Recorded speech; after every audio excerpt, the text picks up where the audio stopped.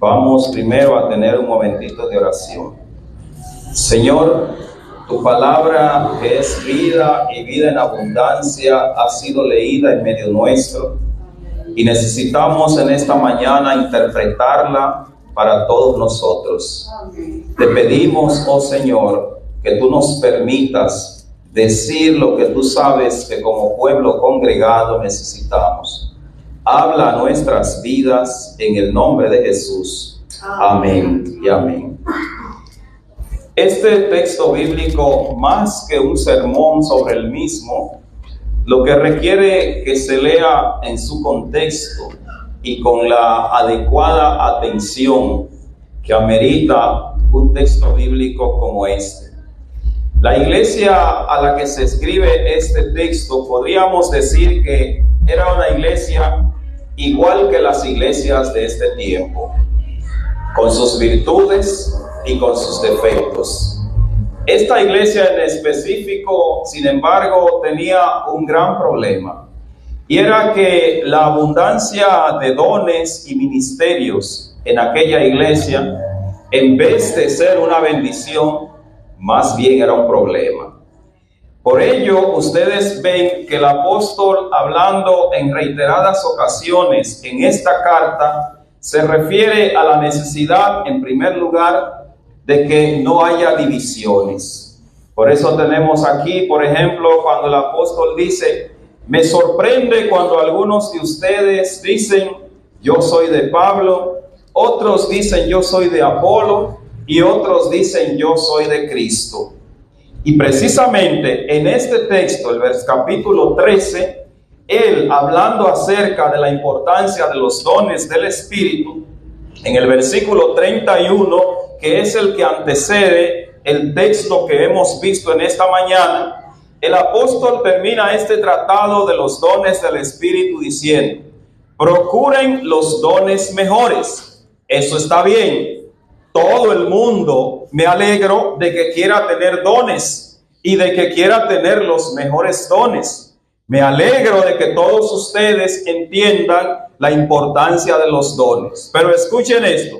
Pero yo les muestro un camino que es aún más excelente. O sea, los dones que ustedes tienen como iglesia, fenomenales. Y fíjense que en el capítulo 12 el apóstol hace una lista de dones que tomaría cualquier iglesia tener en su seno esta cantidad de dones. Si ustedes se fijan, el apóstol habla de que hay quienes tienen palabra de sabiduría, palabra de ciencia según el Espíritu, otros tienen una gran fe, otros tienen dones de sanidad, otros a través de ellos el Espíritu hace milagros, hay quienes tienen diversos dones de lenguas y etcétera, etcétera. Así el apóstol menciona una lista larguísima de dones que hay en la iglesia. Pero entonces, cuando uno compara esto con el problema de las divisiones que afectaban esta iglesia, uno entiende con mucho más claridad por qué el apóstol termina este tratado con este consejo que hay en el versículo 31. Sigan procurando los mejores dones, o sea, sigan creciendo, sigan diversificando los dones en el pueblo, sigan creciendo como iglesia. Ahora, más allá de todo eso, yo les voy a mostrar un camino mucho mejor. ¿Quiere él decir que ese camino es mejor que los dones? No. Él lo que piensa es que hay un camino mejor que el que tradicionalmente transita la iglesia. ¿Cuál es ese camino? La división a la que se refiere el apóstol y la competencia por exhibir los mejores dones. El apóstol dice, hay un camino que es mejor que ese. Incluso es como si él también estuviera diciendo, dentro de la lista de los dones o de los carismas, consideren el amor fraternal. No lo dejen fuera. Trátenlo como si fuese eso una joya en medio de la iglesia. Ahora fíjense, en este capítulo 13, él trata de explicar la importancia o la preeminencia, como se titula en nuestras Biblias en español, la importancia que tiene el amor, haciendo comparaciones con sacrificios que por lo general la gente intenta hacer para agradar a Dios. Escuche, dice: si yo hablase lenguas humanas y angélicas y no tengo amor, vengo a ser como metal que resuena o címbalo que retiñe. Pablo ha hablado acerca de la importancia del don de lenguas y ha dicho que eso es importante en la iglesia y lo ha colocado dentro de la lista de lo que él considera dones fundamentales para el desarrollo de la iglesia. Ahora dice: algo tan importante como eso en la iglesia es más que un beneficio, un escándalo. Por eso él dice: si yo puedo hablar lenguas humanas y angélicas y no tengo amor, vengo a ser como metal que resuena o címbalo que retiñe. Vengo a ser más bien un escándalo. Y dice: yo puedo tener también el don de la profecía y puedo entender todas las cosas ocultas de Dios y puedo tener toda clase de ciencia y puedo tener la fe más grande. Incluso, así como enseñó Jesús, puedo lograr que los montes se vayan al mar por mi fe. Pero si no hago nada de esto con amor, nada soy. Dice, ha dicho primero que si no hay amor, lo que somos es escandalosos. Y ahora ha dicho, si no hay amor, nada somos. Ahora, por lo general en español la palabra amor se aplica al menos en tres contextos, con tres acepciones. Está primero el amor que llamamos erótico, que es el amor de pareja. Está el amor fraternal, que es al que se refiere el apóstol, y está el amor filial, que es el amor que hay en la familia, de manera específica entre padres e hijos. Aquí el apóstol habla del amor que también se traduce en algunas versiones como caridad.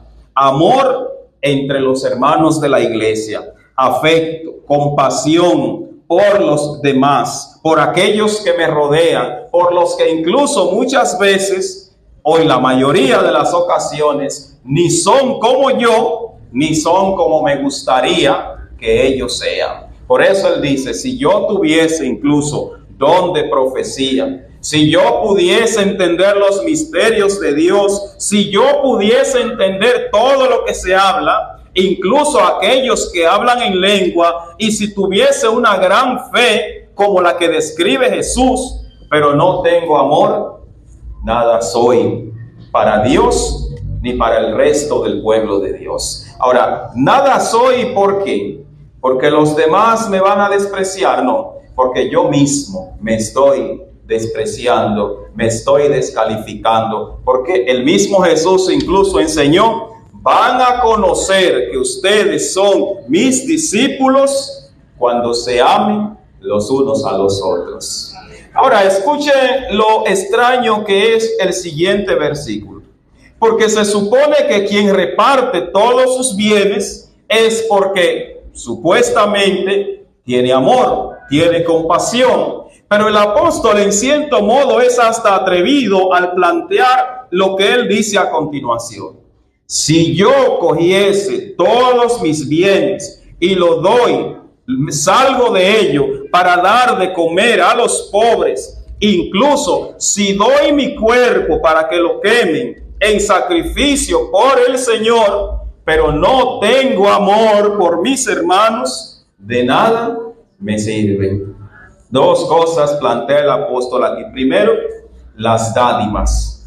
Sobre todo en este tiempo que hay tanta gente ofreciendo dádivas, dando cosas, pero muchas veces las dádivas son más bien para yo hacer renombre, para, como dice Jesús, yo ser visto de los demás. Lo que plantea el apóstol es no que el dar el entregarse, el ayudar es malo. Más bien él dice, si no se hace esto por amor y en el amor del Señor y por amor a mis hermanos, dice él, de nada sirve. No sirve para nada lo que estoy haciendo. Incluso si yo me sacrifico tanto por el Señor, es decir, si yo estoy en todos los cultos, si yo me entrego con la mejor ofrenda, si yo incluso me voy a pie a donde tenga que ir y hasta dejo que el sol, el fuego, lo que fuese, me quemare por el Señor y no tengo amor, eso no sirve para nada, dice el apóstol. Dice el apóstol que no sirve, ¿sabe por qué? Porque ¿qué hacemos nosotros que sacrificándonos por un Dios al que nunca hemos visto, cuando al hermano que yo siempre veo y le conozco sus mañas, sus defectos, sus virtudes, cuando a ese no puedo tenerle afecto?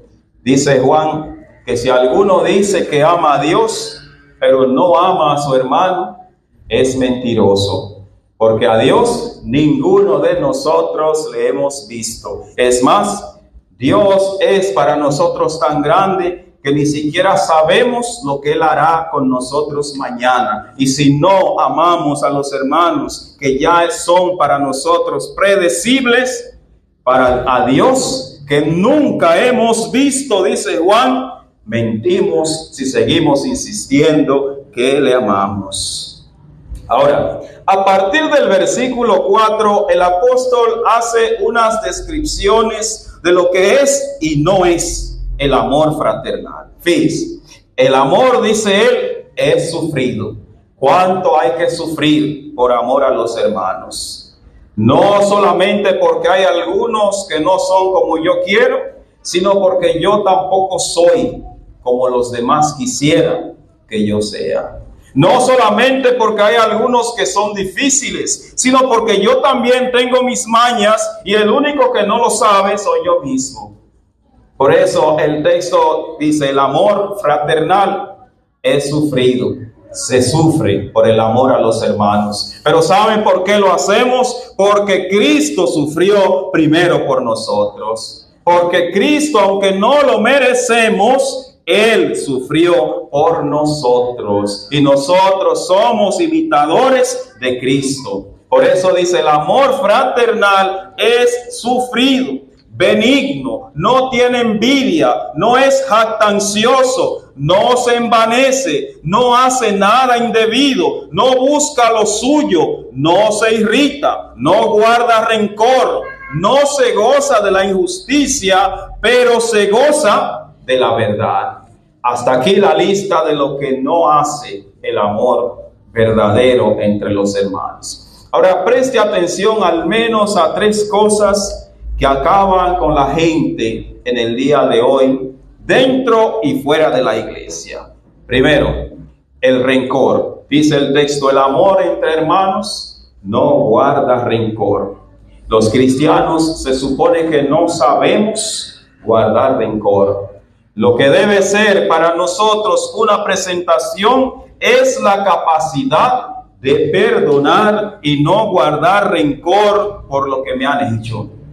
Pero qué triste es que muchas veces la gente que no son de la iglesia saben de rivalidades viejas entre hermanos. Qué triste es cuando vecinos que no son de la iglesia saben de rencores viejos en el corazón de los hermanos. Qué triste es cuando el único que no sabe de sus rencores soy yo mismo, porque todo el que me rodea sabe que lo más que hay en mi corazón es rencores por cosas que pasaron ya hace tanto tiempo, y que a veces aquel al que yo le tengo rencor ya ni se acuerda de eso. Sin embargo, yo tengo mi corazón amargado con ese rencor. Y eso es lo primero a lo que me interesa que prestemos atención. Lo otro, en el versículo 5, el verdadero amor entre los hermanos no busca lo suyo, igual que Cristo, que pudiendo Él poner como excusa que es Dios, ni siquiera se aferró a eso, sino que se sacrificó por nosotros. sabiendo él que podía alegar que es Dios y que no lo merecemos y que somos malos y que él no era culpable de nada de eso, no miró su propio bien, sino el bien nuestro. Por lo que nosotros también, como cristianos, como seguidores de Cristo, antes que todo, miramos el bien de la comunidad de fe y esperamos siempre, incluso como dice el apóstol, no buscar lo mío propio antes que lo de la colectividad.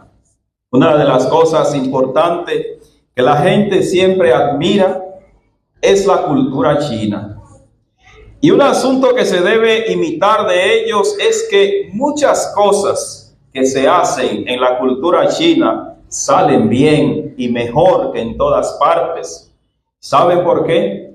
Porque en su manera de pensar, la manera en que fueron educados, en su manera de trabajar, nunca es para el bien de ellos mismos, sino para el bien de la colectividad, sabiendo que al beneficiar la colectividad, automáticamente sus familias y ellos mismos son beneficiados. Y no lo contrario, beneficiarse primero ellos para entonces ver si queda algo para la colectividad. Y Jesús entonces, y el apóstol enseña en esta mañana, el amor entre hermanos no busca lo suyo. Ahora, dice el versículo 7, el amor todo lo sufre, todo lo cree, todo lo espera, todo lo soporta. ¿Sabe cómo le dice la gente este versículo? La descripción del tonto. Porque fíjese que dice todo lo sufre, todo lo cree, todo lo espera, todo lo soporta. Pero lo que pasa es que la gente ha malinterpretado el espíritu del apóstol. El apóstol no está diciendo que por amor hay que vivir la vida del tonto, del que cree hasta lo que se evidencia que es falso, o espera lo que se sabe que no va a llegar, o soporta aquello que no debe soportar. Lo que el apóstol está planteando se resume en una sola palabra. El amor verdadero se basa en la confianza. La confianza de mi parte hacia ti y de tu parte hacia mí. Por eso, cuando tú tienes que sufrir por mí, lo haces porque ya yo lo hice por ti. Cuando yo te tengo que creer, lo hago porque ya tú me creíste. Cuando yo espero en ti, lo hago porque tú esperaste en mí. Cuando yo soporto tu mal carácter, lo hago porque tú estás soportando el mío. En pocas palabras, este es más bien el versículo de la reciprocidad. Yo doy y recibo. Yo hago y espero que los demás también harán por mí. De esta manera, hermanos y hermanas, si lo vemos, estamos frente a la mejor manera de vivir que se le pueda enseñar a los hermanos. El apóstol dice, el amor nunca deja de ser. Y aquí el apóstol entra a un punto en cierto modo espinoso, porque en los versículos anteriores, de manera especial del capítulo 12, él ha mencionado ya una lista de dones a la que nos hemos referido. Y ahora dice, miren, aquí en esta parte que estamos viendo, el amor, dice él, nunca dejará de ser, pero las profecías se acabarán y cesarán las lenguas y la ciencia se acabará. ¿Sabe por qué? Porque dentro de los problemas más serios que tenía esa iglesia estaba la cuestión de las profecías. Como todo el mundo es profeta, nadie podía escuchar a nadie. Además, dice el apóstol, cesarán las lenguas, porque como todo el mundo cree que tiene don de lenguas, nadie puede sentarse a escuchar. Y como todo el mundo sabe tanto, nadie se deja aconsejar. Y el apóstol dice, esos dones son buenos. El que tiene el don de la profecía, de lengua, de ciencia, eso es bueno. Pero todo eso se acabará. Ahora, el amor nunca deja de ser, dice el apóstol. Nunca eso dejará de ser. Y es verdad, hermano, Porque por bueno que sea eso en medio nuestro, por grande que sea tu don, tu talento, con los años o por la razón que fuere, va a comenzar a menguar. Pero lo único que nunca va a menguar es el amor en los corazones de nosotros. Si no, póngase a ver nuestras hermanas y hermanos que ya están ancianas en casa. Todos nosotros sabemos que su don para cantar en muchas de ellas ha venido menguando. Todos sabemos que se quedan atrás cuando intentan seguirnos el paso cantando. Pero a la hora de amar a sus hermanos, todavía siguen dando pasos firmes. Porque es que ya lo dijo el apóstol, todo eso con el vigor humano comienza a acabar. Pero el amor entre nosotros, eso es por siempre. Por eso es que el apóstol es claro, antes que todo, el amor entre ustedes. Lo demás, el Señor ha de traerlo por añadidura.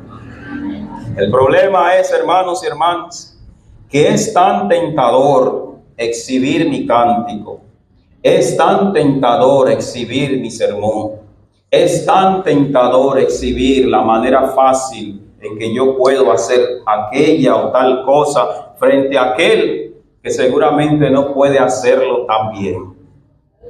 Pero ante esa tentación nunca debemos ceder, porque el apóstol dice, todo eso se acaba, pero el amor nunca deja de ser.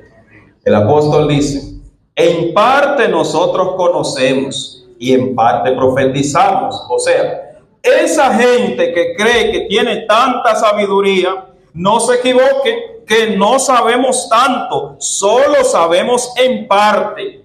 Incluso aquellos que consideran que tienen toda la profecía, eso es en parte, porque la grandeza de Dios ninguno la conocemos a plenitud. Es decir, por grande que sea lo que nosotros hacemos aquí, lo único que hacemos es poner de manifiesto que nosotros somos pasajeros y Dios es eterno. Por más que nosotros hagamos, por más que nosotros intentemos, por más que sepamos, dice el apóstol, todo eso se acaba, porque el hombre es efímero, mas Dios es eterno. Y como el mismo texto bíblico dice que Dios es amor, por eso es que el apóstol dice, todo eso pasará, pero el amor entre ustedes hará que permanezca esa congregación fuerte y dispuesta a marchar como un solo cuerpo, no solamente a cantar firmes y adelante, sino a todos levantarse en amor y ser ciertamente firme y adelante en el nombre del Señor.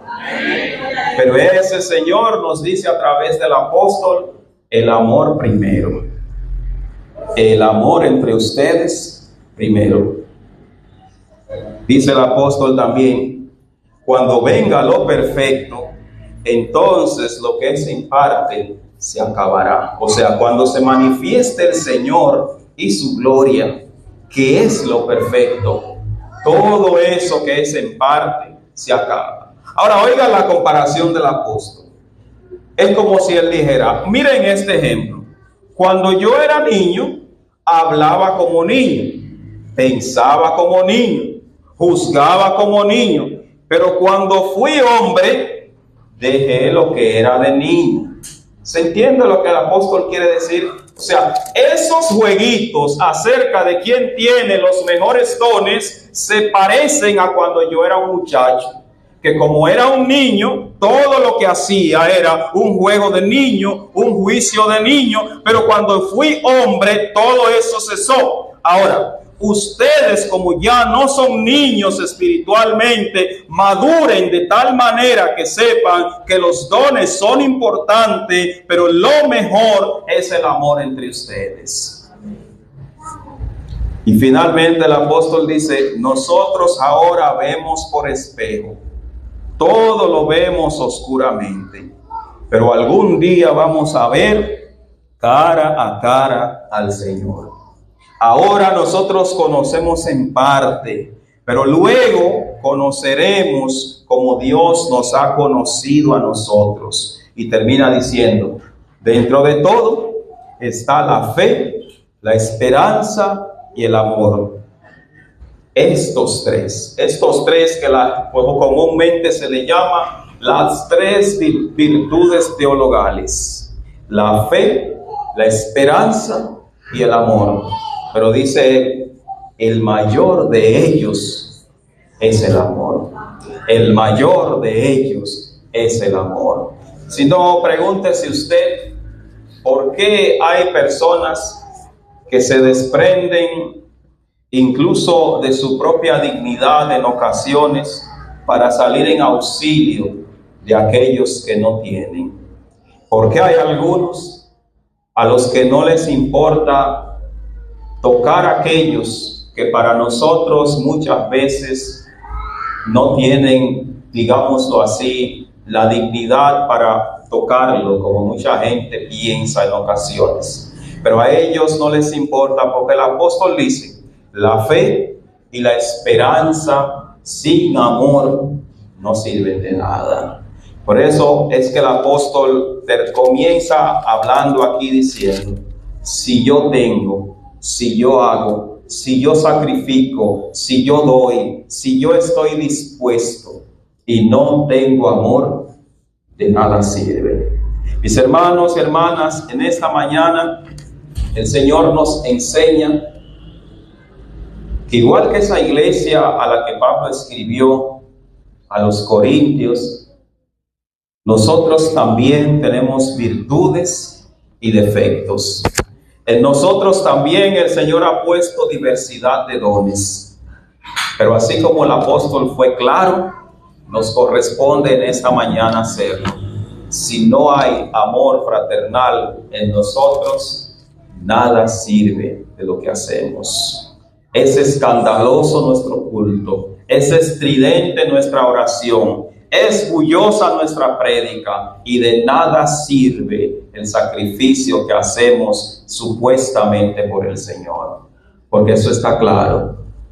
Supuestamente por un Dios que no vemos, cuando a los que tenemos alrededor lo ignoramos, lo atropellamos, los desconocemos. Dice el texto bíblico, como ya indicamos, mentirosos somos, porque si al que le conocemos las mañas, los defectos y todo eso, no lo amamos, al Dios al que accedemos solo por la fe, tampoco, definitivamente. De ahí que, hermanos y hermanas, una condición sine qua non para la verdadera fe, para el verdadero cristianismo, es el amor fraternal, según nos enseña la palabra de Dios en esta mañana.